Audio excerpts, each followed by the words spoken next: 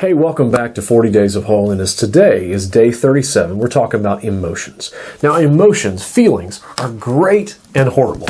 They're part of what makes us human, right?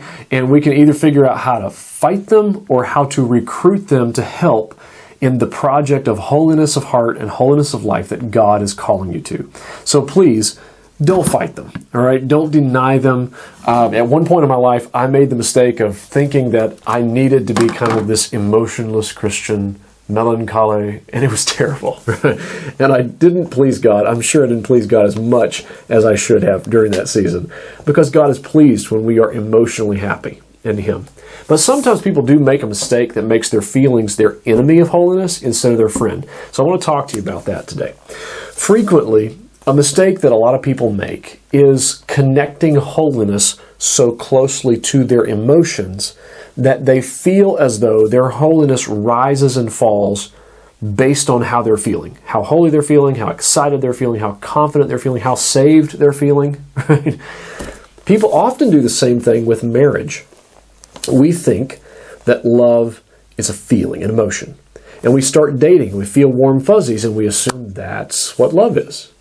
But then we wake up next to that same person 6 years later, and they have bad breath, and their hair is a mess, and we have a headache, and we're not feeling good, and we're feeling grumpy that day, and we think, where did the love go?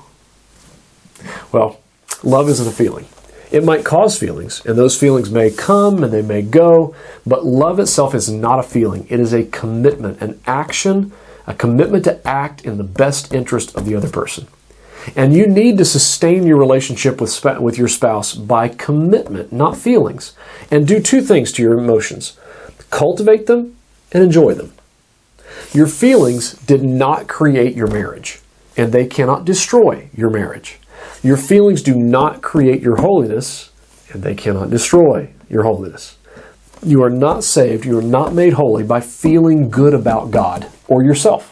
Instead, you should reaffirm your commitment to the Lord when your emotions are down, and then cultivate the environment, the mindset, where the right emotions are possible. And this makes your emotions your friend, the friend of your holiness, instead of the enemy of it. Instead of fighting against me doing right and doing the will of God and living like Jesus and having His mind and His heart, instead of being the enemy of that, instead it becomes a support. It becomes a tailwind that pushes me further in my pursuit of God because I am glad in Him and I'm joyful in Him. Now, tomorrow we're going to talk about exactly how. I'm going to talk about some of the techniques, some of the ways to cultivate those emotions.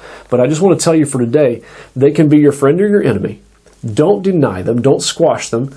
Don't consider them your enemy. Instead, find ways to recruit them so that they are your friend.